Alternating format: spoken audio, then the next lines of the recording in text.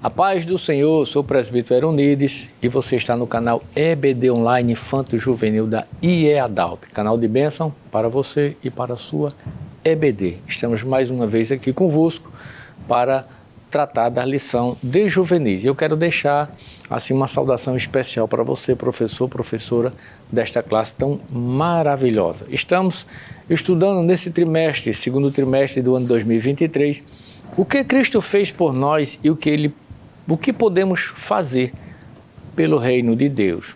Ele pode nos transformar. É o título da lição que nós estaremos estudando no dia 23 de abril de 2023. Já estudamos algumas lições. Ele se fez carne por amor a nós. Ele foi sacrificado por amor a nós. Ele venceu a morte e ele pode nos transformar. Muito bem, o texto que nós chamamos texto áureo da lição, ele está no livro de João capítulo 3 e verso 5. Jesus respondeu: na verdade te digo que aquele que não nascer de novo, que não nascer da água, e do Espírito, não pode entrar no reino de Deus. Na lição nós temos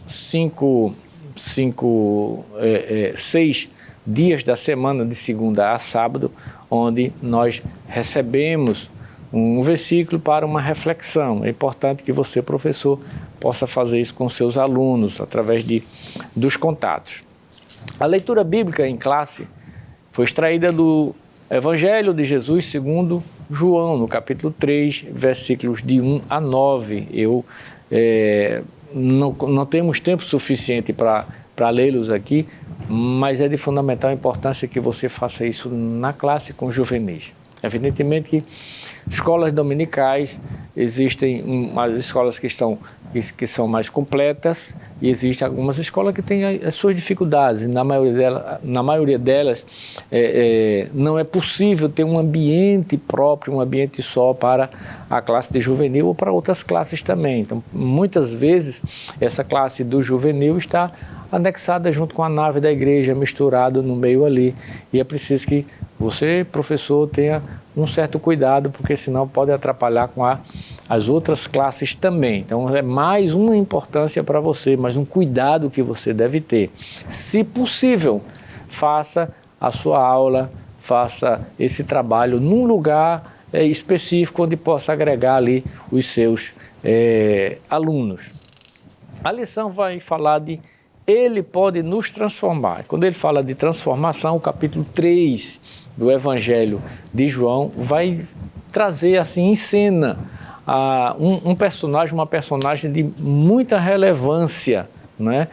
Ele vai falar de Nicodemos, que era um príncipe, que era um homem que tinha conhecimento, inclusive, da lei, e que foi ter com Jesus à noite, talvez por uma questão de ficar a sós, e não ser visto e etc. Mas ela vai tratar desse fato de transformação, dessa transformação. Então, você que é professor da classe, precisa ler todo o conteúdo da lição, pesquisar para trazer uma lição bem abalizada. Os objetivos que foram especificados pela comentarista da lição é de saber que o amor é a base da fé e do novo nascimento, de reconhecer que a transformação radical do homem só é possível mediante a fé em Jesus e de compreender por que motivo precisamos nascer de novo. Não é? O primeiro ponto da lição, ele vai tratar do amor, que é a base da fé e do novo nascimento. No segundo, as bases do nosso novo nascimento. E o terceiro vai tratar porque precisamos nascer de novo. Quando a gente fala de nascer de novo, muitas vezes a gente leva em consideração o fato de alguém de ser regenerado ou de ser convertido. A conversão, regeneração e justificação andam muito próximo, mas a conversão é é uma atitude de uma pessoa, é uma mudança de uma pessoa com relação a qualquer situação, a mudança de evangelho, de crença, mudança de conduta. Isso pode ser chamado de conversão. É alguém que não queria uma coisa hoje e agora quer. Mas a questão da regeneração é algo que só Jesus pode fazer. Então, na lição passada nós vimos, e esse fato é muito claro hoje também, quando o apóstolo Paulo diz que todos pecaram e destituídos estão da glória de Deus. Ora, Deus nos fez dele para estar com ele. Nós vemos isso, né, em toda a cultura bíblica,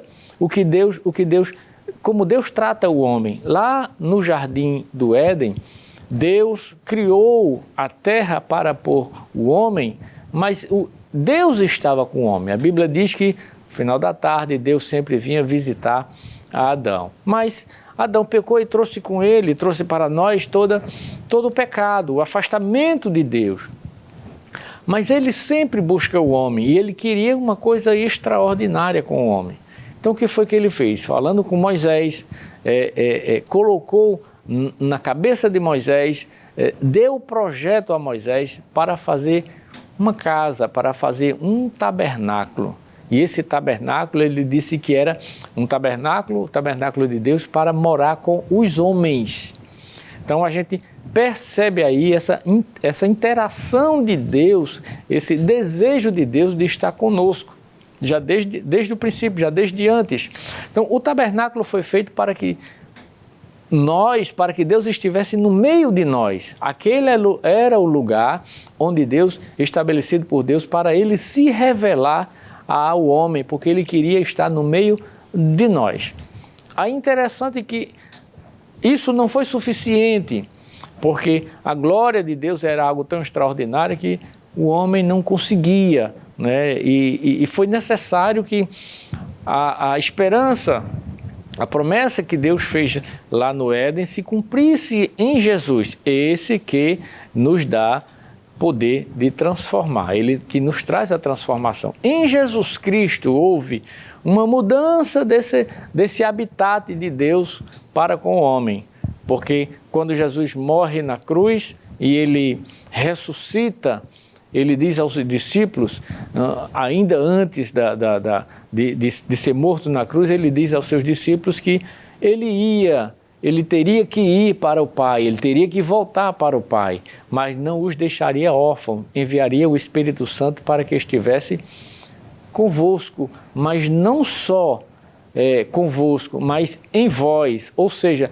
não é o Espírito Santo conosco, do meu lado, do seu lado, mas o Espírito Santo em nós. Isso retrata algo maravilhoso, porque Paulo diz que nós agora somos templo e morada do Espírito Santo. Ora, vejamos, lá no Antigo Testamento, ele fez o tabernáculo para morar no meio dos homens, no meio das pessoas. E agora ele está morando dentro de nós. Aqueles que são regenerados, aqueles que são transformados, recebemos o Espírito Santo de Deus, que agora mora em nós, ou seja, é Deus fazendo morada em nós.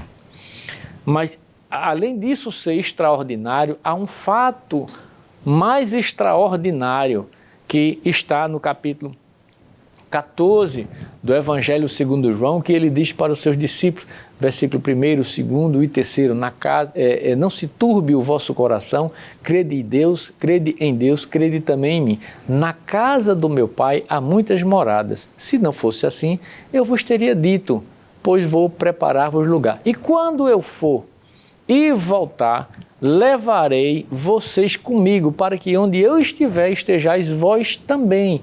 Lá no livro do Apocalipse a gente vê as moradas celestes, aquilo que Deus preparou, e agora nós estaremos para sempre com Ele. Lá no Antigo Testamento, no tabernáculo, Deus estava no meio de nós. Agora, em Jesus Cristo, Ele está dentro de nós.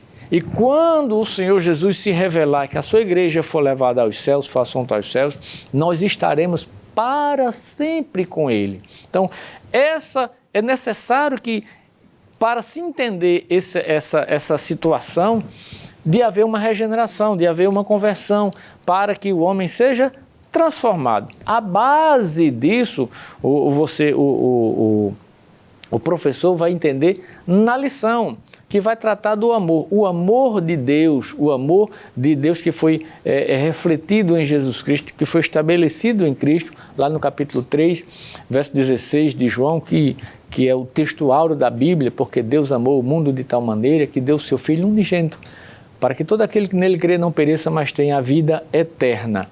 E para que se tenha isso, é necessário que haja uma restauração daquele ser que foi caído lá no Éden. Essa restauração só é possível através da graça de Deus. Pela graça sois salvos por meio da fé. Isto não vem de vós, é um dom de Deus. Então, é este dom de Deus que se revela dentro de nós para trazer essa transformação, essa mudança de vida, essa mudança de caráter e agora sermos uma nova criatura em Cristo Jesus.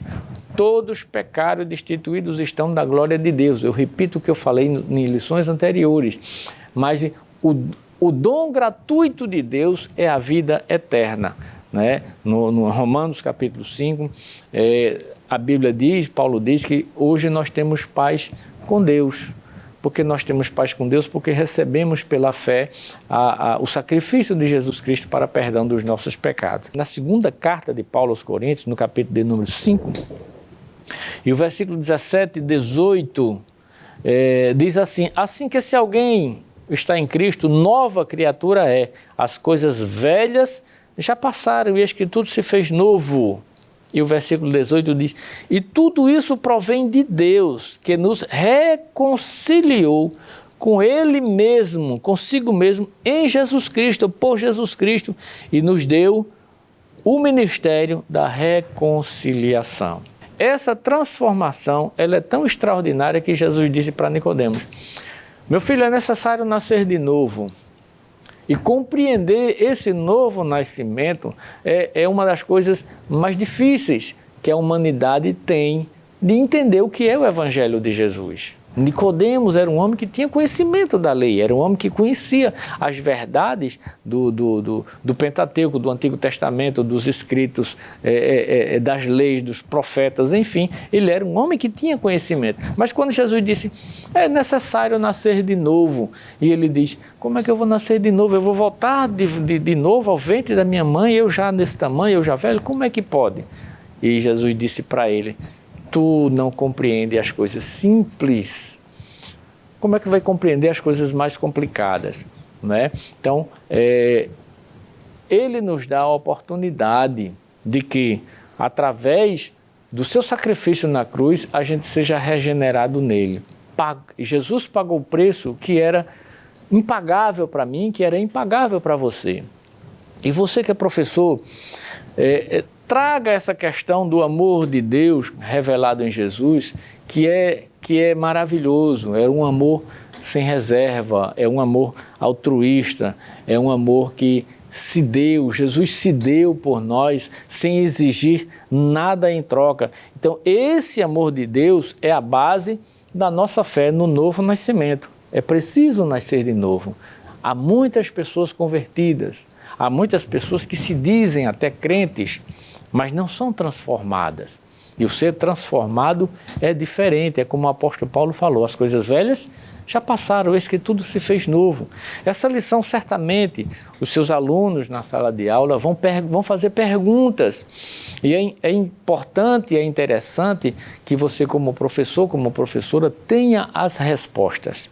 Independente de você ter a resposta naquele momento ou não, mesmo que você não possa responder de imediato, você anota e pesquisa e traz para o seu aluno no futuro, mas não deixe de responder as perguntas dos seus alunos. Deus ajude a cada um de nós, que temos uma responsabilidade muito grande de trazer estas lições e falar deste modo de transformar que Jesus Cristo fez por nós. Essa mudança radical dentro de nós, evidentemente que nós não mudamos as nossas características físicas, mas o nosso caráter é moldado agora pelo Espírito Santo de Deus. E o seu aluno na sua classe precisa entender, precisa saber que o Espírito Santo de Deus trabalha em nós e dentro de nós. Que Deus abençoe você de maneira extraordinária. Trate esta lição com seus alunos de forma extraordinária, buscando, pesquisando, lendo, dinamizando com os seus alunos na sala de aula. É muito importante a participação do aluno na sala de aula. Muitas vezes eu já estive em algumas classes lecionando ou sentado ouvindo as pessoas falando e o professor falando sozinho, falando e não, sem haver aquela interação, e eu fico assim com comichão, né?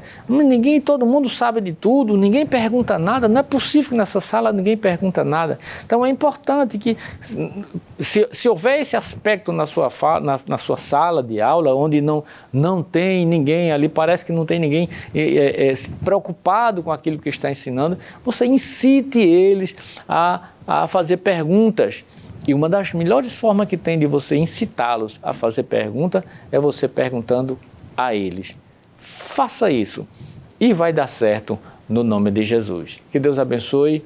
Espero brevemente estar convosco de novo, mais uma vez, em nome de Jesus. Que o conhecimento é capaz de mudar a vida de quem lê, a gente já sabe.